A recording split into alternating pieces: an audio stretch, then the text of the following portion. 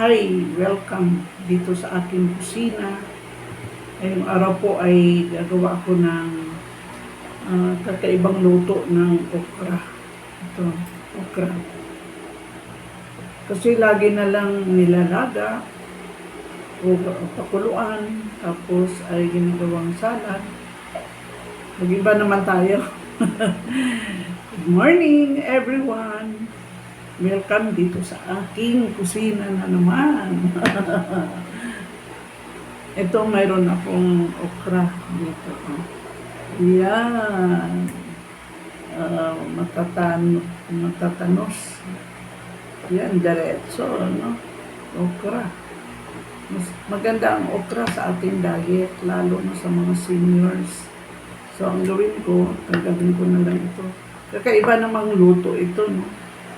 Para may variation naman. So, alisin ko muna yung mga food na ito. Naugasan ko na ito, malinis na. Alisin ko lang. Tapos, slice ko lang ito ng maninipis. Para mapaiba naman tayo. Hindi nang laging sa gulay na sinabuan, no? O kaya sa isda, o kaya salad, no? So, ibahin naman natin. So, slice ko lang ito sila ng manipis. Madali lang at saka mabilis lang gawin ito. Saka mga simple lang.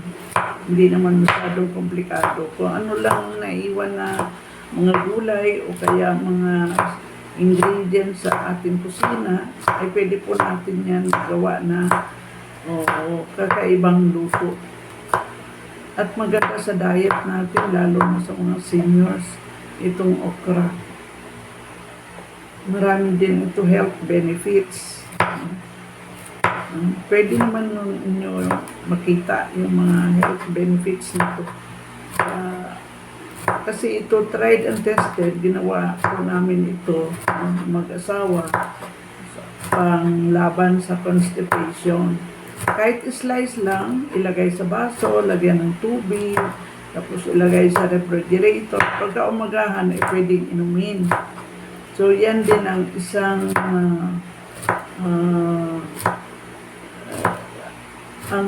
home remedy para sa ating problema, no, sa constipation.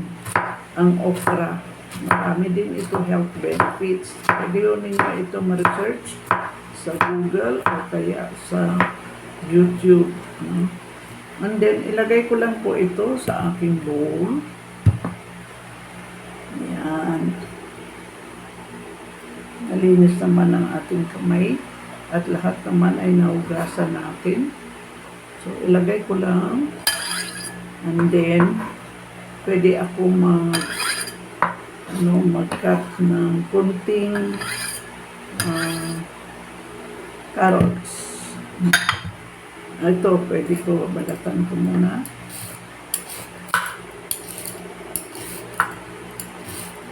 Kunting-kunti lang. Kasi ito, very healthy. Ito mga vegetables na ginagawa natin. No? Yan. Ito yung mga pagkain ng mga simpleng tao. So, pwede natin ito i-grate. No? Saglit lang at saka hindi naman masyadong marami. Para pangdagdag ng flavor, no, sa ating okra.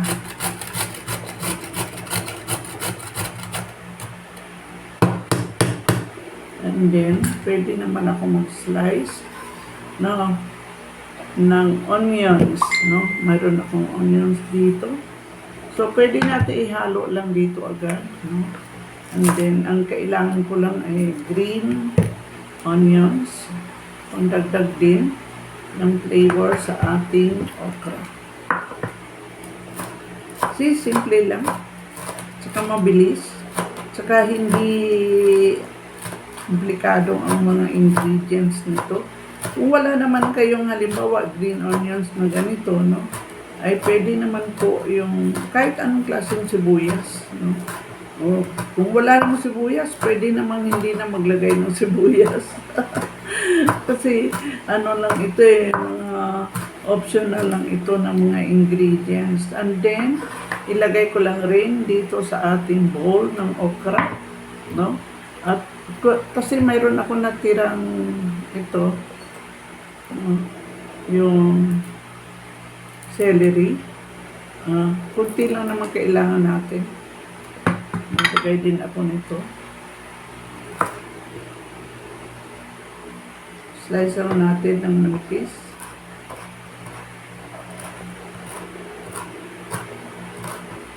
Kung mayroon lang. Okay, kung wala naman, okay lang na rin. No? Tok. Tapos na. Tapos maglagay ako ng konting asin. Kunti lang para hindi tayo ma-high blood. Kasi bawal din yan. At mayroon kasi akong fried garlic. No? Pwede maglagay ng fresh, pwedeng hindi.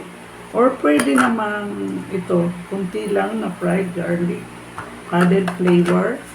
At maglagay ako ng isang itlog. Medium lang. No? Kung wala naman, okay lang. No? And then, maglagay ako ng konting flour. Yan. At ito ay i-mix-mix lang natin. Ganun lang kasimple. No? So, maglagay ako ng kahit isang kutsara lang. Pwede na. Okay? Tapos, i-mix. Maigi.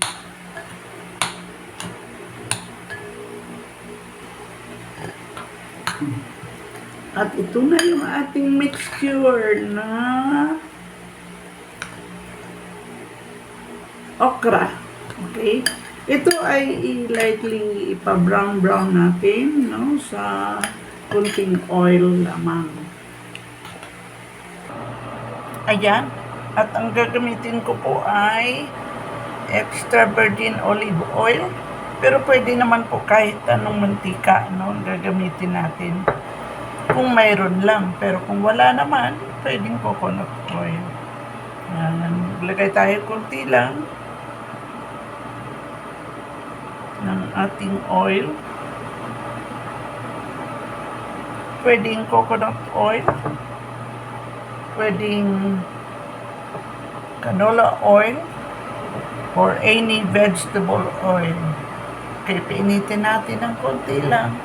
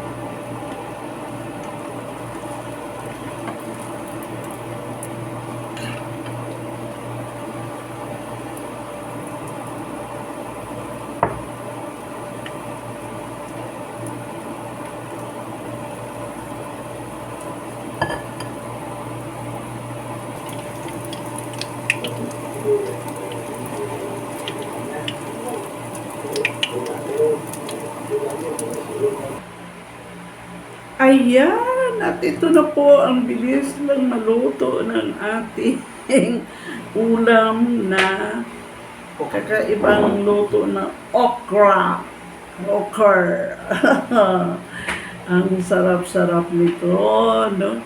Mabilis, madali, at saka budget friendly ang okra bab. Tikman natin. Ito na yung taga-tikim.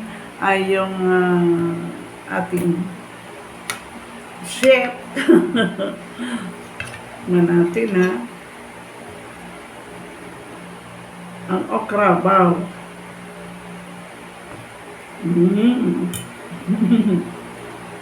Kakaiba, masarap.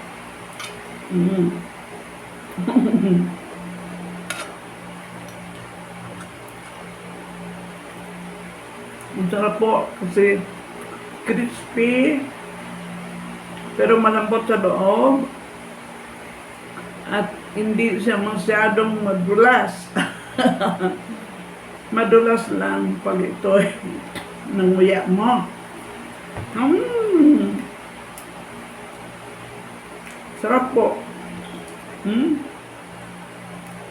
Pwedeng kainin na ito lang kahit hindi kumain ng kanin. Okay? Experiment. Pero madali gawin, mabilis lang gawin. Tsaka mura lang. Itong okra, 6 lang na piraso to pero marami akong nagawa. Tikman. Tingnan nyo. Dami, Sorry, Kasi kung minsan, hindi ako marunong magawak ng kamera. Senior citizen. Hindi sanay sa gadget. Ako na yung cameraman. At ako na yung chef.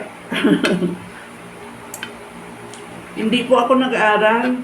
Experiment lang po ito. Experience. Ayan, yung mga pagkain lang ng mga simple. Masarap po. Parang kakaiba naman, no? Kasi hindi lang lagi yung masyadong madulas na ginagawa nating salad o kaya nilalagay sa mga tinola. So ito sa mga vegetarian maganda kahit hindi na kumain ng kanin. Di ba? May makita po kayo kung minsan tabingi, kung minsan ay natatakpan yung camera. Pasensya po kayo pero understood na daw ito yung aking kakaibang luto ng okra bao. Try po ninyo, masarap. Saka, hindi ko i-recommenda kung hindi maganda o hindi masarap at saka hindi masyadong nutritious, no? So, ito yung okra bao. Thanks for watching my vlog and please keep on watching. You watch, like, and subscribe my YouTube channel dito sa kusina ng senior citizen na mahilig mag-experiment. Ito po yung aking fried okra. Thank you and bye-bye. God bless us all. Bye. See you in my next video.